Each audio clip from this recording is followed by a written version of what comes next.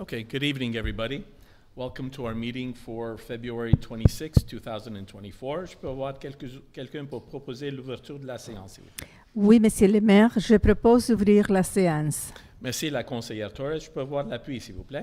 Oui, je l'appuie, Monsieur le maire. Merci, la conseillère Small-Pennefather. Tout en faveur, s'il vous plaît. Oui. Merci. Vous voyez ce soir que nous manque la conseillère Colleen Feeney. Colleen Feeney couldn't be with us this evening. Adoption de l'ordre du jour, s'il vous plaît. Je propose d'adopter l'ordre du jour de la séance ordinaire de 26 février 2024 tel que présenté. Merci, la conseillère Small-Pennefather. Je peux avoir l'appui, s'il vous plaît. Oui, je l'appuie. Merci, la conseillère Yulin. Tout en faveur, s'il vous plaît. Oui. Oui. Merci. Approbation des procès-verbaux. Oui, Monsieur le maire, je propose d'approuver les procès-verbaux des séances du conseil tenues aux dates suivantes. Séance ordinaire du 22 janvier 2024, séance spéciale du 29 février 2024. Si je peux avoir de l'appui, s'il vous plaît. Oui, je l'appuie. Merci. Tout en faveur, s'il vous plaît. Oui. Merci. La séance spéciale pour le 19 février touchait les fichiers pour le PAC, le CCU, et concernait aussi une demande de démolition pour une maison qui a été subie au feu sur la rue Westminster. Okay, there's nothing under correspondence. We'll move right to report of the mayor. Good evening, everyone. Bonsoir à tous.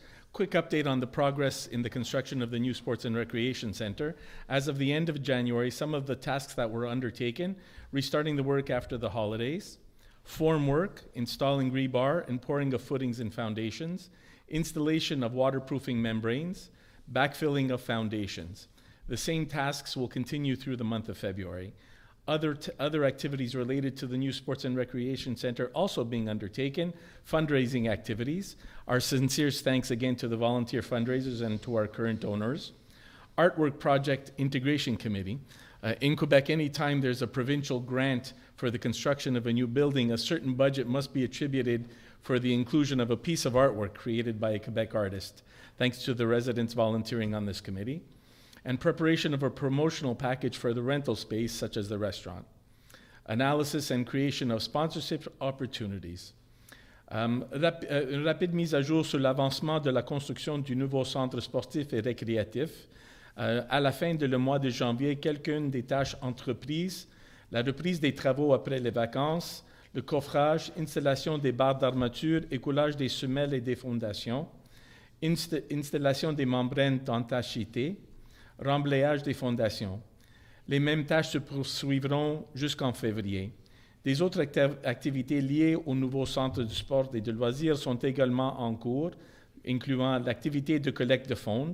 Nos remerciements les plus sincères à nos collecteurs de fonds bénévoles et nos donateurs actuels. La comité d'intégration d'un projet d'art, un projet d'œuvre d'art. Chaque fois qu'il y a une subvention provinciale pour la construction du nouveau bâtiment, un certain budget doit être attribué à l'inclusion d'une œuvre d'art créée par une artiste québécoise. Merci aux résidents qui participent bénévolement à ce comité. Préparation d'une trousse promotionnelle pour la location d'espaces tels que le restaurant et l'analyse et création d'opportunités de commandite. On the ASM front, we have taken a firmer position with the City of Montreal. Faced with the failure of our efforts to reach a new agreement on the sharing of expenses of the Montreal agglomeration, we, the mayors of the Association of Suburban Municipalities, must now take a firmer position. From now on, we will systematically oppose any expenditure or any financial measure proposed by the agglomeration unless there's a direct, tangible, and equitable benefit is clearly established for one, several, or all of the demerged municipalities. This decision, taken unanimously by the mayors of the ASM, is in line with the opposition we've already expressed last December regarding the adoption of the agglomeration's 2024 budget. Therefore, at our last AGLO meeting, the mayors of the ASM, unanimously expressed their opposition to 9 objects of expenditures deemed inequitable, representing more than $63 million. For us, the situation is even more unacceptable considering that in the fall of 2023, the City of Montreal itself acknowledged through its executive committee chair that the current expense distribution and the resulting municipal shares had reached their limits. As I was quoted in our press release, this decision to systematically oppose any expenditure or financial measure reflects the determinations of the elected officials of the ASM to defend the interests of their fellow citizens and to promote fair financial management within the agglomeration. For several years, we've been advocating for a review of the expense distribution system to ensure a fair outcome for all municipalities of the agglomeration. Status quo is no longer an option. Au niveau de l'AMB, nous avons adopté une position plus ferme face à la Ville de Montréal. Devant l'échec de nos efforts pour conclure une nouvelle entente sur le partage des dépenses de l'agglomération de Montréal, nous, les maires de l'AMB, devons maintenant prendre une position ferme. Dorénavant, nous nous opposerons systématiquement à toute dépense ou mesure financière proposée par l'agglomération, à moins qu'il y ait un bénéfice direct, tangible et équitable ne soit clairement établi pour une, plusieurs ou toutes les municipalités fusionnées. Cette décision prise à l'unanimité des maires de l'AMB s'inscrit dans la continuité de l'opposition déjà exprimée en décembre dernier quant à l'adoption du budget 2024 de l'agglomération. Ainsi, lors de notre dernière réunion de l'agglo, les maires de l'AMB ont unanimement exprimé leur opposition à 9 projets de dépenses jugés inéquitables, qui représentent plus de 63 millions de dollars. Pour nous, la situation est autant plus inacceptable qu'à l'automne de 2023, la Ville de Montréal a elle-même reconnu, par la voix du président de son comité exécutif, que le système actuel de répartition des dépenses et des quotes-parts municipales qui en découlent avait atteint leurs limites. Comme je suis cité dans notre communiqué de presse, la décision de s'opposer systématiquement à toute dépense ou mesure financière traduit la volonté des élus de l'AMB de défendre les intérêts de leurs concitoyens et de promouvoir une gestion financière équitable au sein de l'agglomération. Depuis plusieurs années, nous plaidons pour une révision du système de partition des charges afin d'assurer un résultat équitable pour toutes les communes de l'agglomération. Le status quo n'est plus possible. Merci. Thank you very much. Now, reporting from seat number 1, we're going to move right to councillors' reports. From seat number 1, on matters pertaining to public security, Councillor Lawrence Small-Pennefather. Thank you, Mr. Mayor. Good evening, everyone. Bonsoir à tous. Merci d'être ici ce soir. So, of course, I'm going to start off my report again by making sure your doors on your vehicles are locked. Donc, de continuer d'assurer que vos portes sont barrées des véhicules parce qu'il y a encore des vols à l'intérieur des véhicules. So, people are still going and trying doors, even though you think your door might be closed with your automatic fob. Still try to make sure your doors are locked because there are people that are very persistent that go around until they find a door that's unlocked. So it's really important that you make sure your doors are locked on your vehicles, that you don't have anything inside of your vehicle that someone would be tempted to break into your vehicle. If you keep keys to a garage in your vehicle, if you keep keys to your house in a vehicle, if you keep personal information in your vehicle, it's really important to do your best. I don't know if people are aware, but there is a committee that was struck by the federal government with regards to car theft that's going on across the country to ensure that some of the legislation is stronger in terms of cars that are being stolen, how they're shipped abroad, so that they have more powers federally to change some of the legislation that currently exists to make sure that we have a better possibility to keep people who do this incarcerated. And again, these are sometimes very, very sophisticated cartels that do this. The people usually that are stealing from inside your cars usually are more of a petty theft. If you see anything suspicious, to please call 911. Donc, si vous avez quelque chose que vous voyez que c'est suspect, s'il vous plaît, appelez le 911 si vous voyez quelque chose. But I'll continue to repeat this in my report so that people continue to be aware that we have some issues going on. Sorry, I just got locked out of my report. Give me a second. Sorry. We also have been working on parking on Westminster, some of the commercial areas where we have 4-hour parking, as well as 1-hour parking on Westminster in the commercial area. So we've been concentrating on parking lots, and we have been issuing fines for those people who are not adhering to the parking adherence as well. We're also continuing to verify construction permits. Donc, on vérifie les permis qui sont respectés. Si vous avez des rénovations chez vous, assurez que vous avez les permis en place. And of course, we've had some continued driver strike at some of the schools around town, so we've been making sure that we've been vigilant in those areas because obviously there's a larger volume of traffic. Donc, on continue d'assurer, de regarder la circulation par rapport à la grève des conducteurs des autobus pour les bus scolaires. Again, so our SPV crime rates, interestingly enough, as some of you may be aware, our crime stats are combined with those of Hampstead, Côte St. Luc, and NDG, so sometimes it's hard to target what specifically is allotted to Montréal-Ouest, but stats have actually gone down. Crime stats have gone down globally, so that's making us hopeful that some of the crime that we've experienced here in Montréal-Ouest is in fact going down. Again, from our PSOs as well, they're also asking us to make sure that your doors continue to be locked.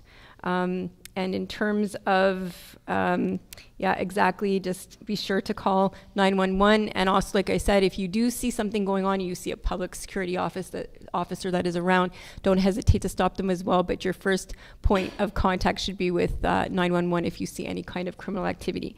Donc, c'est tout pour ce soir. Merci beaucoup. Thank you very much, Councillor Small-Pennefather. Reporting from seat number 2 on matters pertaining to public works and communications, Councillor Elizabeth Hewlin. Thank you very much. Bonsoir à tous. So in public works, thankfully, it was a relatively quiet month for snow operations, though we did have multiple ice events that necessitated interventions on the sidewalk and streets. There was one major water break this month on Garden Road, and our tree crews have been out working on urgent public tree interventions through the month. Our chipper has also been out chipping branches around town. In the planning stages are the spring tree planting program and tree giveaway, and our mechanics will shortly begin preparing the spring equipment such as the street sweeper and the water truck, etc., so they'll be ready when the weather permits and we can start operating them in April. Of interest in the environmental portfolio this month, Council is passing an amended waste management bylaw tonight, which will limit the size of garbage bins allowed for most residential households. That will be at 240 liters. And after I read my report, I'm going to just pull out a couple of bins here so that people here in the audience and at home can see the different sizes. And this bylaw will also prohibit the use of garbage bags outside the bins.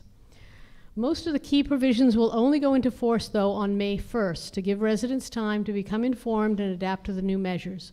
More information will be provided via our e-bulletin, our website, and it was actually the topic of my communique in the last 2 informers. The intent of the amendments is to incentivize waste diversion, moving away from landfill and towards recycling and composting streams. The Environmental Action Committee, or the EAC, this month has been working on various projects, including an eco recognition project for town merchants, studying municipal wood burning regulations, increasing biodiversity in the town, studying bike routes, and various waste reduction and circular economy events. Au cours du dernier mois, les services de communication collaborent avec les autres services pour promouvoir, entre autres, les événements communautaires, les événements à venir, l'appui du nouveau centre sportif et récréatif et les entraves routières. Les services ont également travaillé sur l'amélioration du site web, la mise à jour du contenu, le développement d'une étiquette et la planification des stratégies de communication pour l'année 2024. So now I'm going to pull out some bins here so the cameras will see them, and you'll see the difference between a 240-liter bin, which is allowed, and a 360-liter bin, which will no longer be allowed. It doesn't get more dramatic than this, folks.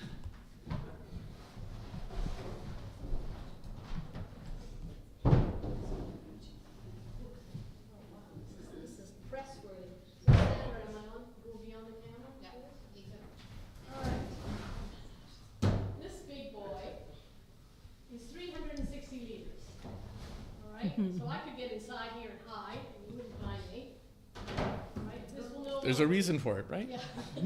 Benny could also get inside this, you wouldn't find him. And this will no longer be allowed.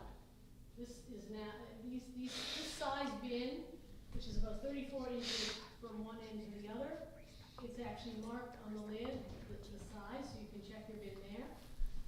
These kinds of bins, the size of bin is really more for a commercial use. So residential homes will no longer be able to use this size of bin anymore. Elizabeth? Oh, Yeah, I just want to clarify, even though Councillor Yulin is using recycling bins, Oh, yeah. we're talking about trash. thank you, that's a very, that's That's garbage, exactly. garbage. Just And garbage. that means the one that gets picked up on Thursday, okay? That's the only one we're changing. Recycling, which these happen to be, and composting are unchanged. The bin sizes are not affected. We're only talking about garbage. Unfortunately, for demonstration purposes, we only had right now these recycle bins, but imagine that these are green and not blue, and they're garbage bins. So this is a 240-liter bin. So I don't know, I'm hoping people can see the difference in size. They're similar in height, but this one is much, much longer from front to back than this one. Most people in town, the vast majority, have this size or smaller, and smaller, of course, is also fine. But these big ones will have to be replaced. So, if you have any questions for me, I can't take questions now because it's not question period, but soon it will be, and you can ask them then. So I'll just get these out of the way, and hopefully that clarifies a little bit.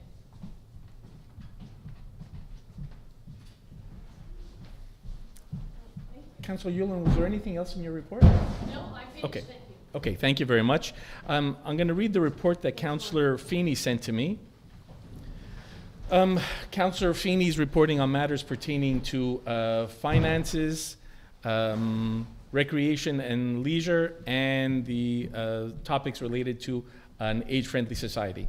Good evening, everybody. Bonsoir. My apologies for not being able to be there in person with you tonight, and thank you to Mayor Masella for delivering my report. Je m'excuse de ne pas avoir pu être présente en personne ce soir, et je remercie le maire Masella de m'avoir remis mon rapport. First, for the finance portfolio, the first installment of property taxes was due February 22nd. To date, 84% of taxes due have been paid. En outre, l'équipe de le bureau d'affaires a été occupée à préparer les formulaires d'impôt sur le revenu pour les employés et les rapports gouvernementaux. Dès que tout cela sera terminé, elle procédera à la clôture de l'exercice financier et la préparation de la vérification de la ville et des fonds de pension. For disbursements, total disbursements for the month were $1,045,443. The largest single expenditure was $191,000 for grants to the community organizations. These include the 2 libraries, the Informer, and the Community Services Council and historian grants. Public Works made up almost 33% of the total cost this month, or $340,000, with main expenditures being snow clearing, $92,000, garbage for $80,000, salt and asphalt for $46,000, diesel and fuel $32,000. Deductions as sources totaled $290,000, or 28%. And in administration, $69,000 was spent for the annual IT contracts. The new sports and recreation costs this month total $50,000 for architect and consultant fees. Now on to the recreation and culture. We have some special fundraising event for the new sports and recreation center upcoming. Sunday, March 21st is the ever-popular Cottontail Party, including an egg hunt, crafts and circus show, Les Folies de Danny, and the parties at Montréal-Ouest Town Hall at 2 p.m. Saturday, April 6th is pub night, featuring The Other Side of Cool. The evening takes place in the Montréal-Ouest Town Hall, with doors opening at 8 p.m. Tickets for both of these events are available on Amelia. Nous organisons prochainement des événements spéciaux de collecte de fonds pour le nouveau centre sportif et récréatif. Le dimanche 24 mars à 14h aura lieu le très populaire Fête du Lapin, qui comprendra une chasse aux œufs, l'artisanat et un spectacle de cirque. Le samedi 6 avril, le soirée de pub met en vedette The Other Side of Cool. La soirée aura lieu à l'Hôtel de Ville avec l'ouverture des portes à 20h. Les billets pour ces deux événements sont disponibles sur la plateforme Amelia. At the Community Center, we have the following upcoming activities. March Break Camp next week, March 4 to 8th. Spring programs begin in early April. Registration is currently open. See the website for the wide variety of programs for babies, children, and adults. Red Cross courses. There are still spots available for the courses at the end of April and beginning of May.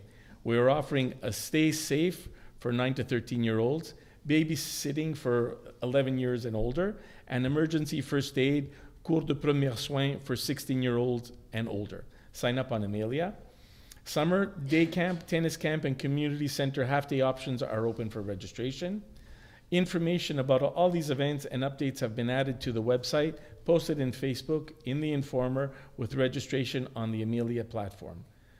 Plusieurs activités sont prévues au centre communautaire, des activités de la semaine de relâche, le cours de la Croix-Rouge, ainsi que l'inscription au nouveau programme récréatif du printemps et au camp d'été.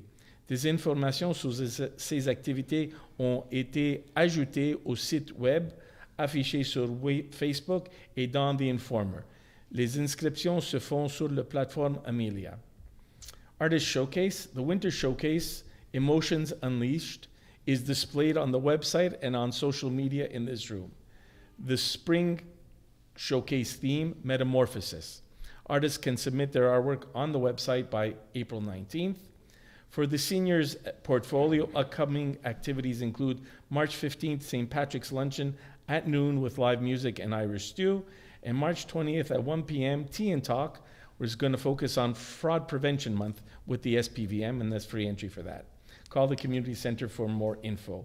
Merci beaucoup. If you have any questions, feel free to contact me by email. Si vous avez des questions, n'hésitez pas à m'envoyer un courriel. Thank you very much, Councillor Feeney. And now we're going to move on to reporting on matters pertaining to urban planning. From seat number 4, Councillor Maria Torres. Good evening. Bonsoir à tous. During the last month, the Urban Planning Department issued 14 permits. Only 2 permits were for renovations. All the others were for public domain intervention. However, 5 notices were sent to residents. 2 were for nuisance, 2 for zoning infractions, and 1 for doing work without a permit. In addition to notices, there were 7 tickets issued, most of them for work without permit or for non-compliance work to the permit. During the above-mentioned period, the Planning Advisory Committee PAC met once and reviewed a total of 8 files. The next PAC meeting will be held on March 20th, and the deadline to submit complete files is March 6th. La prochaine réunion du comité consultatif d'urbanisme aura lieu le 20 mars et les dates limites pour soumettre les dossiers complets sera le 6 mars. As I do every month, I'd like to remind everybody that if you're planning to carry out works, you should always verify with the Urban Planning Department whether the project works require a permit or not. All applications for permits and other authorizations must be done via the town's website. The procedure is explained on the town's website under the Urban Planning Department icon. N'oubliez pas que si vous prévoyez d'effectuer des travaux, vous devez toujours vérifier après les services d'urbanisme si les travaux projetés nécessitent ou non un permis et que toutes les demandes de permis et autres autorisations doivent se faire via le site web de la ville. Les procédures est expliquées sur le site web de la ville sur les services d'urbanisme. C'est tout pour moi ce soir. Si vous avez des questions ou des commentaires, n'hésitez pas de me contacter ou de contacter le département d'urbanisme. Merci à tous et bonne soirée. Thank you very much, Councillor Torres. We're going to move to the first question period. During first question period, we will answer questions from the floor for a maximum of 25 minutes. We will limit it to 2 questions per person. A short preamble, your first question, and a follow-up question if you want. And I'll remind you that's a question period, not a debate period. After the questions from the floor, we will answer questions from residents that have been submitted online until 2 p.m. today on any topic. The same rule applies, 25 minutes total, 2 questions per person maximum. In the second question period, we will take questions pertaining to the agenda submitted via our website during this meeting. We will limit it to 10 minutes from the floor and 10 minutes online. So if you have any questions, please step up to the microphone, state your name and your address for file, and please go ahead and ask your question. Daniel Marcus, 446 Woolsey North. A couple of things. First of all, not long ago there was an interview with you, Mr. Marcella, and somehow I was shown on that report, and I was very unhappy because I felt that some people that were watching that interview with you may have felt that I have offended you in any way, and which I never did. No, Mr. Marcuse, I didn't mention any names. No, I know that you did not mention, Yeah. but they showed I think this gentleman and myself asking questions, and in regard to you being, the issue that you complained about, and somehow I got the impression that some people could understand the wrong way. I'm not saying that you accuse me of anything, And not I'm at sorry, all. and I understand your concern, Mr. Marcuse. I really do, actually. And I'm sorry it came across that way, but I don't have control over that. And I can state for the record that I don't think I've ever, you and I have not agreed on a lot of things. True. But it's always remained fairly respectful. So Okay, I understand that. Yeah. I complained also to the TV station, but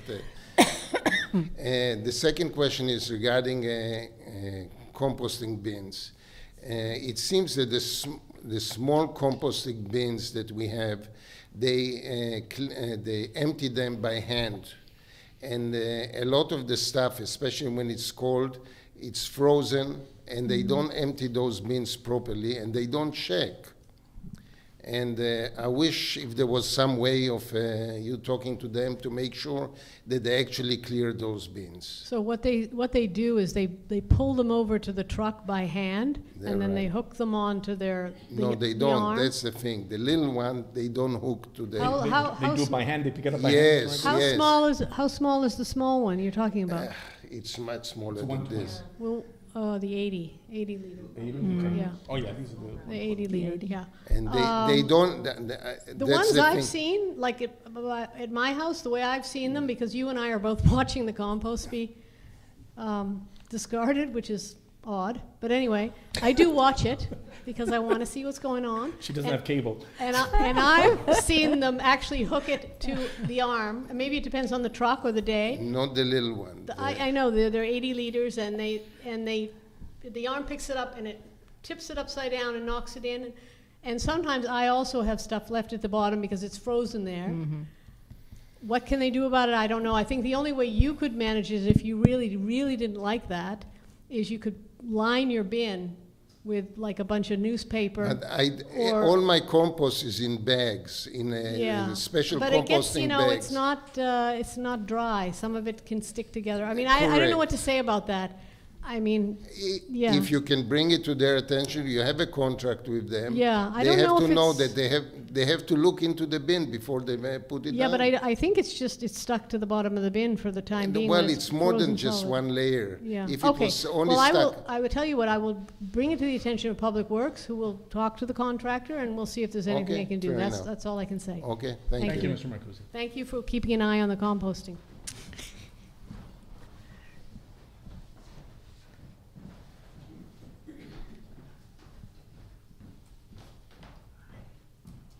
Joanna Dewey, 232 Percival. I just want to, can I just say one thing? Last week, I saw the guy doing the compost, and he had it up on his machine, and he was shaking it. He must have shaken that thing about 15 times to try to knock all the compost. I actually thanked him. I went outside and thanked him. Mrs. Dewey, did he pick it up with the arm or by Yes, hand? with the arm. With the arm? The one I Maybe saw a was different the truck arm. that's going in that area? I don't know. Maybe, Okay. maybe. Anyway, I was so impressed, and I thanked him. He still didn't get it all out, but anyway. So this is on another matter, though. So tonight I'd like to share a report with the council that was recently drafted by the Environmental Action Committee Bike Safety Subcommittee, of which I'm a member. It summarizes the results of a 4-question survey that was sent to Edinburgh parents in December. We obtained 52 responses to the survey. 60% of the respondents were from Montreal-Ouest, but residents of other boroughs such as NDG and Côte-Saint-Luc also replied. The respondents are a mix of families who never bike to school and some who do regularly, and their answers and comments provide an interesting viewpoint from young families on the challenges they face in trying to bike to school. Edinburgh is only one of 3 schools in Montreal-West, and from what I can see, none of the schools in our town have anything resembling a bike path near the school. In contrast, if I look at schools in Western NDG, most of them seem to have a bike path about 1 block away. With the construction of the new Sports and Recreation Center, the town will be ushering in a new era of promotion of physical activity, and it would be wonderful if a dedicated bike path in Montreal-West could be part of the initiative towards keeping our residents active. So my question is, has there been any further movement in terms of guidance from the Agglomeration Council on bike path routes through Montreal-West? And I also will present, I have 3 copies of the report as well. Okay, so I did get back, and I thought I saw Mr. Bulleris in the audience as well. So yes, we did get a response back, and the response back says that they have nothing on file for Montreal-West. So the response that came back to us now was, please propose something, and they'll take it into account. So now it's going to fall onto our plate to try and figure something out, and I'm not gonna hide it. I'm not gonna try and couch it differently. We have to just try and set some priorities. We may have to put certain priorities aside to be able to prioritize this if that's what we want to do. And I get the feeling that there's probably enough of us around here that want to see some movement on that. I have to be honest with you, Mrs. Dewey, but it's something that we have to discuss. And now the agglomeration has told us, finally, I actually cornered the person at an agglomeration meeting and say, what's the story? Please, I'm not even getting an answer. And she told me, she says, let me get the answer. She came back to me and she says, Benny, we have nothing for Montreal-West. They had proposed something maybe 6-7 years ago. They had proposed a bike path coming down Westminster, and we said, well, no, that doesn't work. Coming over the hump, it just didn't make any sense for us. And they let it drop after that. They didn't say come up with a different proposal. They didn't say anything. But now they have, and that's something that we'll have to take on board. And it was my understanding, but please correct me if I'm wrong, that they not only did they say to put a proposal forth, but that there were certain windows to do that, that we would be allowed possibly some agglomeration funding. I don't know if Raphael has another more information on that. Well, but the planning for, again, it's subject to be revised. From what I understand, the planning for the next couple of years that's for the it. agglomeration bike path is already been defined. Mm-hmm. But looking at the experiences from some of our colleagues in the other demerged municipalities, even if they are on the schedule, very, very often they are delayed and delayed and delayed and delayed. So I don't know when the new plan is coming together. It's not short term, it's a longer plan, but it is now incumbent upon us to look at attributing the resources to define these. Okay. Okay. Good, thanks. I'll give you a copy of this. Did you say you had a second question? I'm sorry. Or just to deposit those? No, that's Okay. Thank you very much, Mrs. Dewey. Thank you very much. Other questions?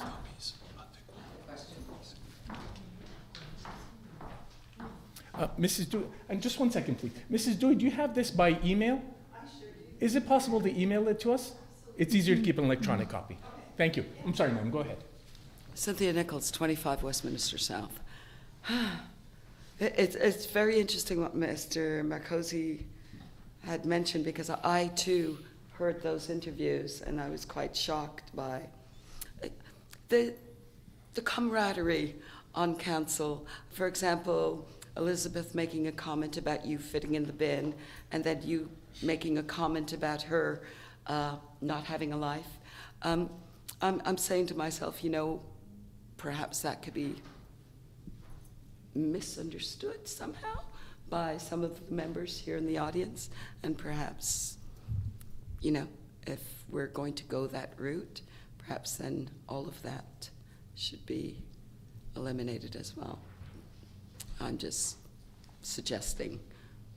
But getting back to the reason for my being here tonight, I'm told by a resident of the community that there are several members on council who will not be running in the next election, and that there is already a slate put together by some of the members of the Sports and Recreation Center.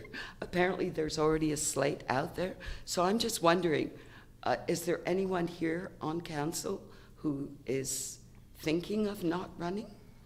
And can we perhaps know which seats are going to be available? I think it's fair to say that everybody has that reflection when it comes closer to the, when we have to put our name forward. That's not a question that I can ask.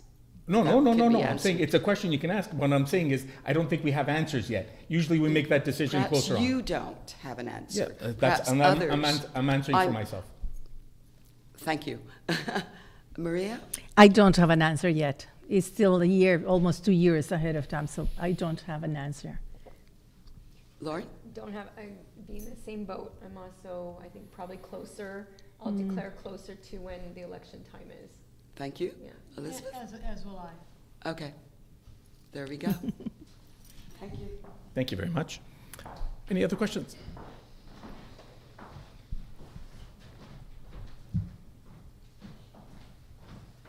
Good evening. Daniel Bulleris, 204 Wolseley. I support the new garbage bylaw that I hope will pass tonight. Citizens who care about the environment expect their elected officials who ran for office claiming that the environment is a priority at all 3 levels of government enact good laws like this. I have a question about the bylaw. Section 3.2, collection of organic waste, 25.A. A mandatory service for the collection of organic waste is being established for residential buildings containing 9 or less dwelling units, multifamily buildings, commercial establishments, and institutional. So the commercial establishments like Fruit Bowl will be obliged to compost now. That's wonderful news. They'll be provided with bins. Oh. Okay, that's less wonderful. Okay, I would like the residential businesses on Westminster to be obliged to compost, and especially the ones that have a lot of organic matter. They shouldn't be throwing it all in the garbage. Well, I don't disagree with you. I think now they'll all get bins and they'll be encouraged to do so.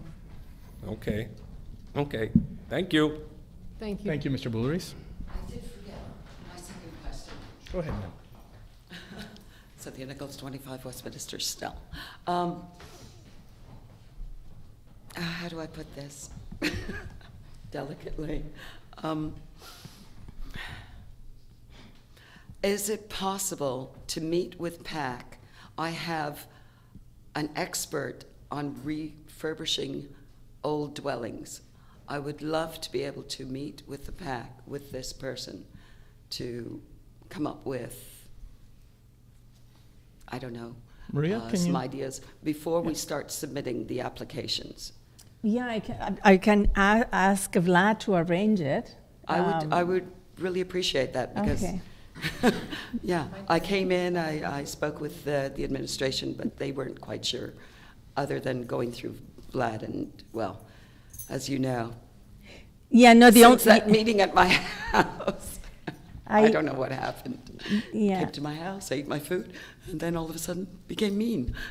So I don't know. Okay, so, well, I mentioned Vlad because he's the one who will organize that, Okay, that so meeting. that would be fine. Okay, As very long good. as. And I will get back to you. Okay, I'll call. great. So is it possible to have someone there in the meeting? Because I really don't necessarily want to be in a meeting with just Vlad. at Oh, no, this no, point. no, no, yeah, that's right. Yeah. Yeah, let me ask me to know the procedure. I don't know, but Yes, he would because I organize it don't and then know- you can come I to don't know PAC what it is and. either. Okay, Okay, very good. thanks. I'll find out all the details and let you know. We'll organize it. Thank you very much. Any other questions from the floor? Otherwise, we'll move to the questions from online. Okay, so the questions from online. First question comes from Mark Lieberg, 61 Nelson Street, Montreal-West. Living on Nelson, we are prohibited from parking on the street 7 days a week. The reason given is that the trucks need to pass safely for the construction project. Bedbrook has the same restrictions on the block where construction is taking place, but the entire street is full of parked cars belonging to the workers, and trucks still pass safely. Why are workers allowed to ignore parking restrictions while residents who are paying for the area are prohibited from parking in front of their homes? Obviously, truck safety is not the issue. Two things, Mr. Lieberg. One, we allowed the cars for the people working on the site to be able to park there in front of the construction site so as to prevent them from occupying spots on the adjacent streets. So they're staying there, they're close to there, and we would prefer them not being scattered all over congesting up the other streets.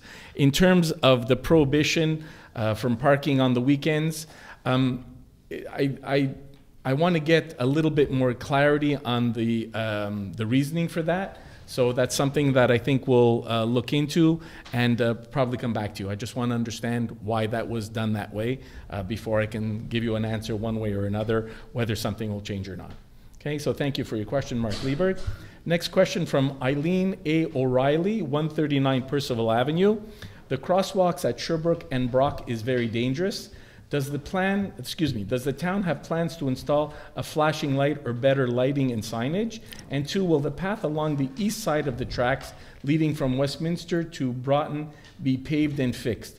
We cannot be restricted to only accessing the other side of the tracks via the station or via the west side of the Westminster crossing. The crosswalk on the other side of the tracks is both dangerous for pedestrians and cars alike by creating a bottleneck for the flow of traffic over the tracks at rush hour. Councillor Small-Pennefather, please. Okay, thank you for your question, Ms. O'Reilly. With regards to your first question about the town having plans to install a flashing light at Sherbrooke and Brock, I'm very aware of the area that you're referring to, and this is something that's going to be part of a second phase that EXO is looking into, and EXO obviously is the responsible entity for the commuter trains in Montreal-West. So that's part of your first question. The second question about the path along the east side of the track. So if you're referring to that small portion of a triangle that was removed on the east side of Westminster, right around the tracks when you cross, that is permanently closed by, that's actually federal jurisdiction. Montreal-West doesn't have any jurisdiction there. There will be barricades that are installed, so it's very clear that people should not be walking across the east side of Westminster where the tracks are. And yes, that does mean that you'll have to walk on the other side of Westminster and transit over, that means on the west side of Westminster, walk to Milton and then cross safely at Milton. If you're disembarking from the train, it is recommended then obviously that you disembark safely on the Sherbrooke side and then follow the same line in terms of accessing the south side of Westminster. But for now, hopefully we'll have some updates soon with regards to what the second phase of the EXO would be with regards to improving the crosswalk in that area. Thank you for your question. Thank you very much, Councillor Small-Pennefather. Thank you very much for your question. Next question comes from Steve Michaud, 146 Ballantyne North. I would like to know what the city intends to do with the fact drivers are not respecting the 30 kilometers per hour speed on our streets. It has become a problem particularly on Ballantyne North that drivers are using to get to Sherbrooke without having to wait during train service. The vast majority are driving much faster than the speed limit. We have reported this situation a few times to the city to no avail. Thank you. Lauren, please. Thank you for your question, Mr. Michaud. We have conducted an étude de circulation, so we have conducted a traffic study in that area. The study will come to the Community Safety Committee, which I'm hoping will meet shortly once we arrange some schedules. And then once the recommendation comes from the Community Safety Committee, we'll be in a better position to address that situation. We do, of course, if there are issues with speed, we do work with our partners at the SPVM, and they are having, I don't know if you noticed, but there is more presence, and I know that there have been some fines that have been that have also been distributed if people have had increased speed. We also know, again, with regards to some of the bus strikes that are going on, we obviously have more increased vehicular traffic in the area as well. So again, as soon as the Community Safety Committee meets, we'll be able to respond to you with a response. Thank you. Thank you very much, Lauren. Next question comes from Joyce Tiber, 162 Westminster North, wondering when the sewer cover on Westminster and Nelson will be fixed. The orange cone, which is constantly knocked over and now has two smaller cones, one on either side, has been there for almost 2 years. When I spoke to Public Works, they told me it must be repaired by an outside contractor. It is not only unsightly, but dangerous. Councillor Yulin, please. Yes, thanks for your question, Joyce. It is in the budget for 2024, so that should be taken care of, I imagine, in the spring or the fall, but shortly. Thanks for your question. Thank you very much, Elizabeth. Next question from Domenica Pulcini, 24 Ronald Drive. Attention, Mr. Mayor. We have been waiting. Important to repair, restructure, and reopen the stairs leading from Courtney to Ronald. We would appreciate that this problem be addressed immediately to ensure opening for the spring. Thank you, Domenica Pulcini, and 10 other residents of Ronald Drive. Elizabeth? Yes, thank you, Domenica, for your question. So the stairs on Ronald Drive between Ronald and Courtney are in terrible shape, and now, obviously, as you know, have been blocked off. It's going to require a lot more than just repair. Unfortunately, we're going to need a proper engineering study and likely the full reconstruction of that entire stairs. So it's not in the budget for 2024. We're hoping it will be reviewed in 2025, and we'll be able to tackle that. So I'm afraid it will not be done in the immediate future, but it's on our radar, and we'll be undertaking it as soon as we can. Thanks for your question. Thank you, Elizabeth. Thank you for your question, Domenica. Next question comes from, actually, two people asked a similar question. First question, first person was Andy Malolepsy at 321 Brock North, and second one was Paul Chichek at 10 Strathern South. The intersection of Sherbrooke and Westminster is quite dark at night and hard to see pedestrians crossing. Are there some nearby lights? Although there are some nearby lights, it still remains a dangerous crossing, with low visibility. Could a crossing flashlight such as on Broughton, Westminster be installed? Would it be possible to receive an update concerning the previously discussed reassessment of traffic signaling at Westminster Railway Crossing? Thank you very much. Lauren, can you answer the question, please? Sure. Thank you for your question, Mr. Malopetsky and Mr. Chitzik. So I think people are aware that there was an accident with late last year. There was a car and a train that collided. So clearly there are some safety issues with cars being able to still go through the barriers at that intersection. So it's currently being investigated, obviously, by CP, and there have been some recommendations as well. So there was a first study that was conducted before the accident. Now we're waiting for a second study to give us a little bit more indication of what can be done to increase the safety in that particular area. Once we have the results from that second study, we'll be able to take some action, hopefully in partnership with CP. As you know, they have the railway, and that again is under federal jurisdiction. But as soon as we get the results from a second study, once it's underway, we'll be able to see what interventions can be made. Thank you for raising these questions. Thank you for your questions, and thank you for answering, Lauren. Next, we're coming up to the time limit. I want to continue anyway so that we answer these questions. Next question comes from Cynthia Kumas, 442 Westminster. Would Montreal-West ever consider allowing tempos to be put up in driveways during the winter? If not, why not? Côte Saint Luc has extended its rules to all areas for tempos, and I think not allowing them at all in our community is discriminatory against those who don't have garages. Thanks. Maria, please. Yes, thank you for your question, Mrs. Kumas. The council, we are not considering changing our policy for the time being, and there are many reasons for this. The main one is is not aesthetically pleasing for a lot of residents in Montreal-West, and but there is also, we have taken into consideration all the safety issues that comes with this, with tempos. First of all, they have known to fly if they're not properly anchored during high winds. Also, it requires some maintenance because they're not designed to withstand a lot of weight. So every time you have a heavy snow or certain amount of accumulation, you have to clean it up. Even the CAA recommends people cleaning it continuously. You also have to have a drain on each side, so when you have ice that it has built on the sides, it doesn't injure your next door neighbor in certain distances and setbacks from the side and the front. And the other one I can mention as well is it blocks the view when the person is backing up from these tempos. Also, they have known in other towns people hiding in the tempos, and you lose that visibility. So it does have enough issues, mostly safety issues, that lead us to take this decision. And for the time being is no, and we don't foresee it in the near future. Thank you. Thank you very much, Maria. Thank you for your question, Ms. Kumas. Next question from Andre Chenier. What is the amortization period of our Desjardins Rec Center loan? Is it 50 years? I'll answer in place of Councillor Feeney. The town has not yet taken a long-term loan for the new recreation center, as we've been able to manage the cost to date with our appropriated surplus and a revolving line of credit set up for this purpose. This will allow us to wait until a later date for the long-term financing of the facility when the rates are more favorable.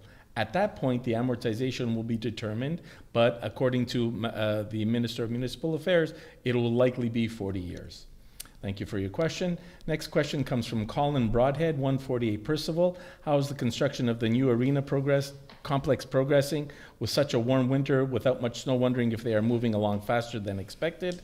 And any plans on allowing Bixby to have some stations in our town for the 2024 season? Seems silly that NDG and Ville St. Pierre have stations, but we don't have any. For a town that strives to be environmental, it's embarrassing that we don't have a single bike path linking us to this network. Mr. Broadhead, we don't know that the arena is moving along any faster because there's been a lack of snow or not very much snow. So I can't say for a fact that it's moving faster.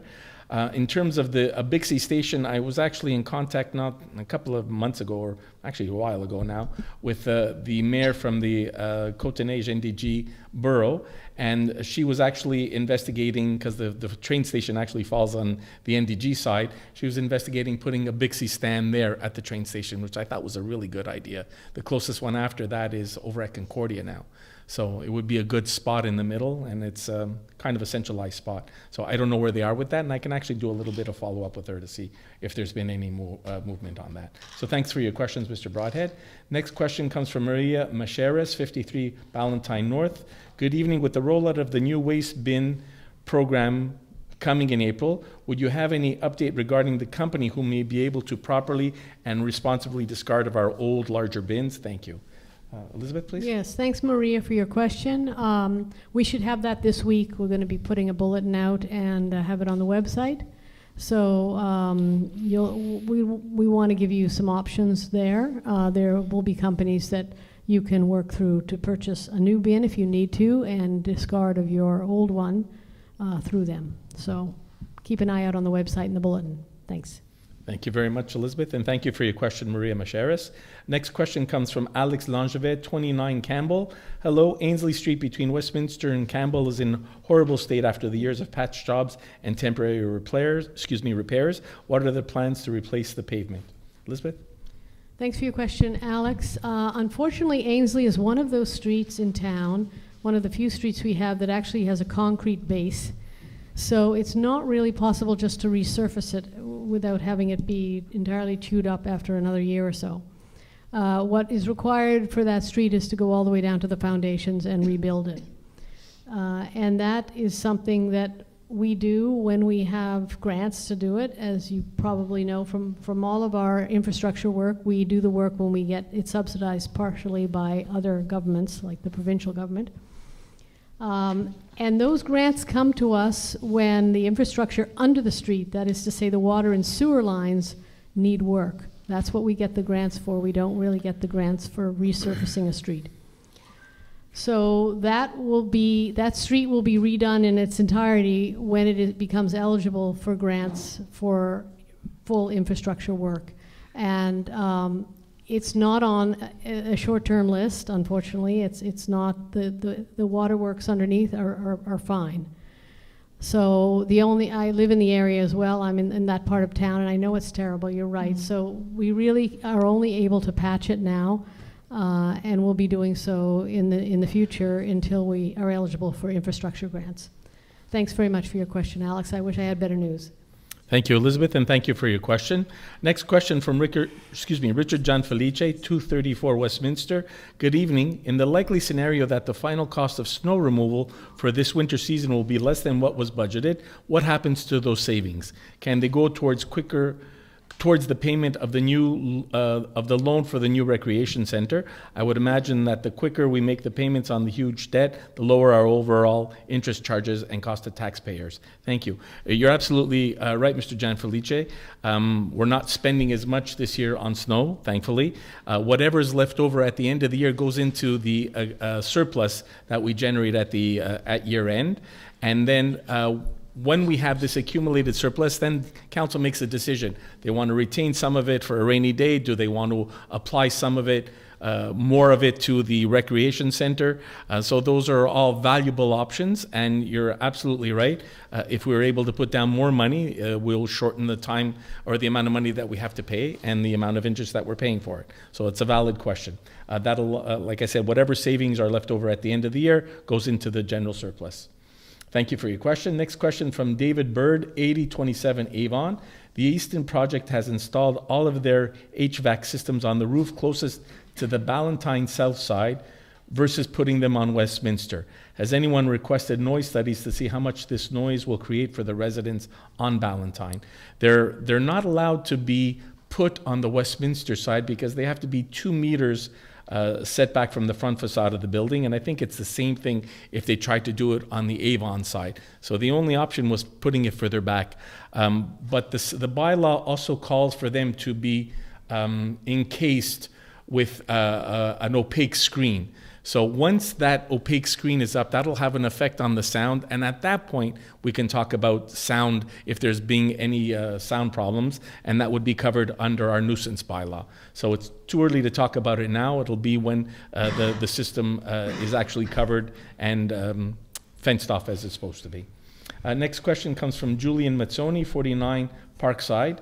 Dear Mr. Mayor and Council, I hope you are doing well. Is there a way to put better signage for the Westminster crossing on the side where there is no sidewalk? I constantly see people crossing, and it's like they don't see the do not cross sign. And will the new waste rule mean that everyone needs a 240-liter wheeled garbage bin, or can they use their standard trash bin, 240 liters or less? Thanks, have a good day. So Lauren, can you address the first part, and Elizabeth, you can take the second. Sure. Thank you for your question, Julian, and you're very correct in your observation, similar to the earlier question. Yes, there is signage indicating that people should not be walking on the east side, but again, this is under the jurisdiction of EXO. Again, it's a federal area, but that particular area is under the jurisdiction of EXO. They've been advised as well that the signage needs to be clearer and perhaps larger, but they're supposed to be installing some metal barricades to ensure that people are not crossing on that side. I do know at the beginning of the change that they made, there was a campaign de sensibilisation. So they were around trying to inform people not to walk in the area, but it's a culture change. It takes a while for people to make sure that they don't cross on that side, but they are aware that there is an issue, and hopefully we'll have some metal barricades installed shortly, but perhaps a refresh of the campaign for people not to be crossing on that side is necessary, and we'll let them know. So thank you for your question, Julian. Thank you very much, Lauren. Elizabeth? Yes, thanks, Julian, for your question about the waste bin rule. Absolutely, you can use a 240-liter bin or smaller. Mine is half that size, and a lot of people in town don't have a 240-liter bin. So yes, you can use the smallest size you can think of, but the maximum is 240 liters now for residential homes. I just want to mention, I was told by our communications person that when I did a demonstration earlier, the people in the room were able to hear me, but the people on the other side of the camera were not. So rather than going through it again, I apologize for not being clear, but we will have display bins of various sizes in certain places around town. So you'll be able to see for yourself what the size of a 360-liter bin is and a 240-liter bin, and you can judge for yourself what type of bin you have by having a look at them. So we'll get that together shortly, and you can see that demonstration on your own. Thanks for your question, Julian. Thank you very much, Elizabeth. Thank you very much, Lauren. A question comes from Haley. Excuse me, hang on a second. I just lost my page here. Sorry. My goodness, sorry about that. From Haley Clark Cousineau, 239 Percival. I would like to express my support for the new garbage bylaw meant to reduce our collective waste. I believe this is an important and simultaneously very attainable initiative. I'm looking forward for the bylaw to come into place and to be enforced, hoping that this will happen as soon as possible. Elizabeth, do you want to make a comment? And then I have another question I want to answer. Sure. Thanks, Haley. That's great. I'm glad you're pleased with it. We're also pleased. I also want to circle back very quickly to Dan Bolleris's question about merchants needing to compost after this bylaw comes through. And I said, no, we're going to give them bins and then they'll make the decision.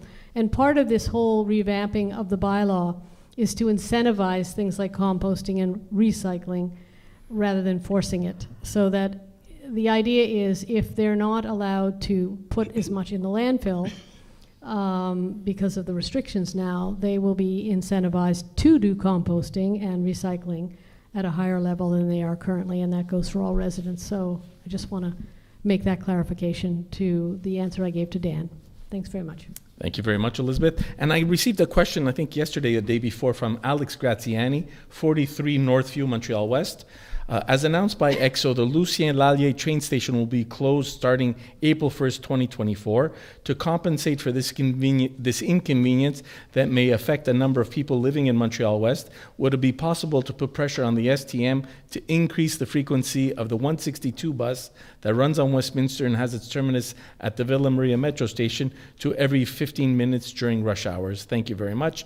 And I answered Mr. Graziani. I reached out to the demerged municipalities representative on the STM board, and he's put it forward to the STM. So it's in their hands now. He's put that request forward to them, and I'm hoping that they understand the validity of this request. So we'll see where that goes from there. Okay, so that's the end of question period, and we're going to move back to our agenda. All right, so we're moving to contracts in the town clerk's office, Earth Hour 2024. Yes, whereas the Earth Hour is a yearly international event sponsored by the World Wildlife Fund, whereas this event is intended to increase public awareness of the importance of saving energy to fight climate change, I move that the town of Montreal-West agree to turn off all its non-essential lighting for 1 hour on Saturday, March 23rd, 2024, starting at 8:30 p.m. Secondly, that all residents of Montreal-West be encouraged to join in this event in the same way. And third, that the town of Montreal-West invite all Montreal Island municipalities to take part in Earth Hour 2024. Thank you very much, Councillor Yulin. Can I have a seconder? I second it. Thank you very much, Councillor Torres. All in favor? Aye. Thank you very much. Administration and Finances approval of disbursements for January 20th to February 23rd, 2024. I move that the list of account payable from January 20th to February 23rd, 2024, totaling $1,045,000, $433.36 be approved and paid as listed. Thank you, Councillor Small-Pennefather. Can I have a seconder? I second it. All in favor, please. Aye. Thank you very much.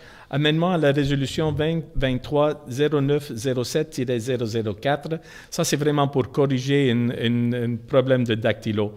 On a fait une erreur quand nous avons écrit le nom de notre trésorière et nous ont demandé de le corriger. Je propose que le second paragraphe de dispositif de la résolution numéro 202-3907-004 soit remplacé par le suivant. D'autoriser la trésorerie Madame Valentina Maria Todoran à titre de mandataire délégué pour le suivi de la présente résolution et, si cette demande est acceptée par le ministère, à signer la convention d'aide financière avec le ministre au nom de la ville. 2. Que les autres termes de la résolution numéro 202-3907-004 demeurent inchangés. Merci, la conseillère Small-Pennefather. Je peux voir l'appui, s'il vous plaît? Oui, je l'appuie. Merci, la conseillère Torres. Tout en faveur, s'il vous plaît? Oui. Parfait, merci. Site Planning Projects and Architectural Integration Program, SPAIP. I move to acknowledge receipt of the minutes of a meeting held by the Planning Advisory Committee PAC on February 21st, 2024. To approve as presented under the SPAIP the following plans submitted to this meeting in accordance with the recommendations of the PAC as outlined in the minutes. 141 Brook South, replacement of 19 windows, the front door and side light, the patio door, as well as the removal of the basement door and the canopy above. To approve with conditions under the SPAIP the following plans submitted to this meeting in accordance with the recommendations of the PAC as outlined in the minutes. 111 Brook North, reconstruction of the front porch, 158A to 158C, replacement of 5 glass block openings with windows. Oh, I'm sorry, that was 158 Westminster North. And 156 Easton, replacement of 6 windows and a back door. To defer the examination of the following plans to a next meeting of this council in accordance with the recommendations of the PAC as outlined in the minutes. 155 Valentine South, replacement of 3 windows, and 456, 458, reconstruction of the main building due to fire. Thank you very much. Councillor Torres, can I have a seconder, please? I second the motion. Thank you very much. Councillor Small-Pennefather, all in favor, please? Aye. Thank you very much. Public Works membership of a purchasing group for the Centre d'acquisition gouvernementale. We've done this before, folks. We've joined purchasing groups with the UMQ, with other towns on the island. This is another one here. This is something that we refer to as the CAG. It's a place where we procure things through the government. They go out and purchase for us. And in this case here, we want to join them to be able to buy trucks in a more efficient manner. Whereas the CAG is the Central Procurement Agency of the Government of Quebec, whereas other public bodies and municipalities may use its services, whereas the legislative provisions concerning calls for tender are not applicable to contracts entered between a municipality and a supplier selected by the CAG, according to Section 573.3.2 of the Cities and Towns Act. Whereas the town wishes to join a purchasing group for light vehicles through the CAG, therefore I move that the town clerk, Maître Claude Gilbert, be authorized to sign the necessary documents on behalf of Montreal-Ouest for this purpose. Thank you very much. Councillor Small-Pennefather, can I have a seconder, please? Yes, I second that. Thank you, Councillor Yulin. All in favor, please? Aye. Parfait. Prolongation de contrat à durée déterminée pour le greffier adjoint. Oui, Monsieur le maire, je propose que le conseil approuve la prolongation d'un an du contrat d'emploi de Maître Mathieu Boissonneau de 1er janvier au 31 décembre 2024, conformément à la dernière version d'une offre datée du 26 janvier 2024 et ratifie sa signature par la directrice générale, Maître Raphaël Distasio. Merci, la conseillère Yulin. Je peux avoir l'appui, s'il vous plaît? Je l'appuie. Merci, la conseillère Torres. Tout en faveur, s'il vous plaît. Oui. Oui. Parfait, merci. A designation of the pro-mayor. The last persons who held the office of pro-mayor, starting with the most recent incumbent were Councillors Colleen Feeney, Maria Torres, Elizabeth Yulin, and then Lawrence Small-Pennefather. So if I could have appointment for the new pro-mayor, please. Yes. I move that Councillor Lawrence Small-Pennefather be appointed pro-mayor for the months of April, May, June, and July 2024, and that Councillor Lawrence Small-Pennefather be designated to replace Mayor Rennie Masala on the Agglomeration Council as necessary, and that a copy of this resolution be forwarded, if needed, to the Agglomeration Council.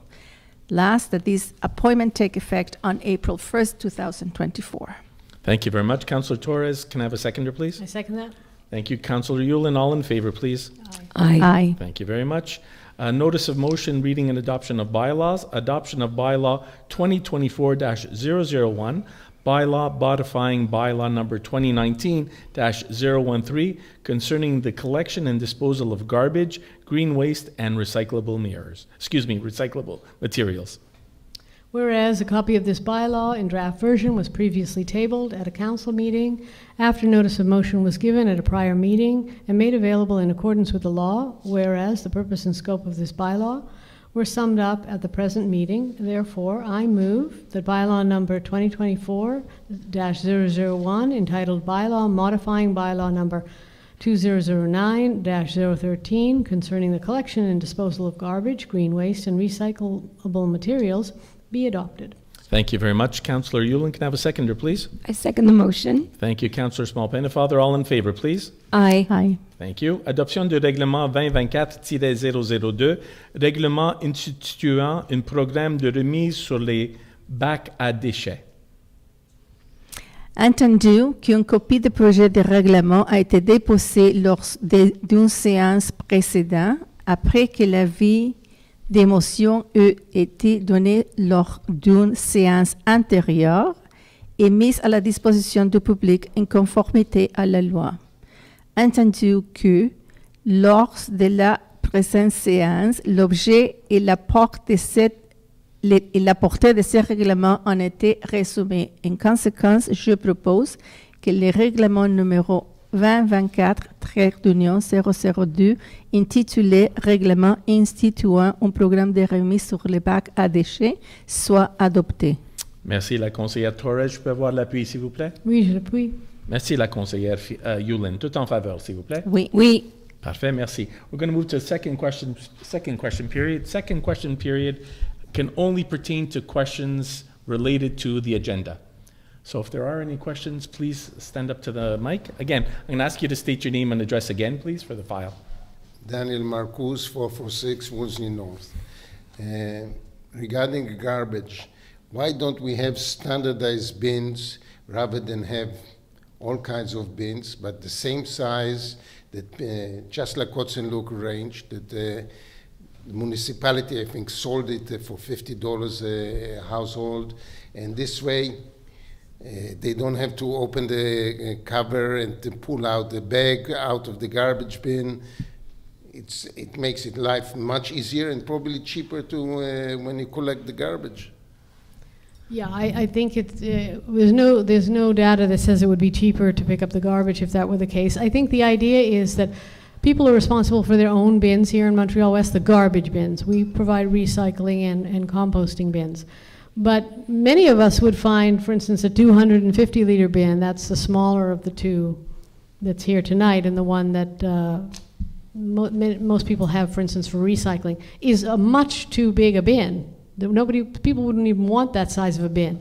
I can speak for myself to say my bin is sort of a standard, the size of like a standard metal garbage can, and I need only put it out once every 2 or 3 weeks, right? So the idea that everybody would be given a bin that would satisfy the entire population, I think, is not only would it be expensive for the town, but it would certainly be controversial. I think people like to be able to provide the bins that the size they want, up to a maximum, which is what we've now determined. Well, just like with recycling and composting, we have 3 sizes of bins. You can limit it to 2 sizes of bins. I myself have only 1 garbage bag every time they pick up garbage. So I'm not talking about myself. I just think that in general, it would be better and cheaper in the long run to have standard bins. And if we have to pay $50 or whatever the cost is of the bin, we should have to, we can purchase this because the town can get bins at a discount rather than us paying it at a hardware store. And this way it saves money in the long run. Okay, I guess I would just say I disagree with you with respect to saving money and even the fact that how citizens would feel about having that dictated to them. There may come a time, if we have a different sort of garbage removal, and this is something we did consider and didn't go for it, that would require everyone to have a standardized bin. There are systems in which you pay for the amount of garbage you throw out, for instance, by weight. In which case everybody would have to have a standardized bin with a code on it and all the rest of it. So there are situations in which that might be the case. But for the system we have now, allowing people to choose the size of the bin up to a maximum, we thought was best for everybody. Thanks for your question. I think Coach St. Luke has standard bins. I think that they're a bigger town than we are, and if it's good for them, and maybe Well, it's a lot of something Coach St. Luke does some things, and we don't always copy them. well, so. I know my daughter lives in the States, and they have the standard bins there too, so. Yeah, well, Thanks, Mr. sometimes we go our own way. Thanks for your very much, question. Mr. Marcosi. Just an adage to this comment, for the compost, can we still use like cardboard boxes to put leaves and things in for compost? Yeah, well, That's still okay?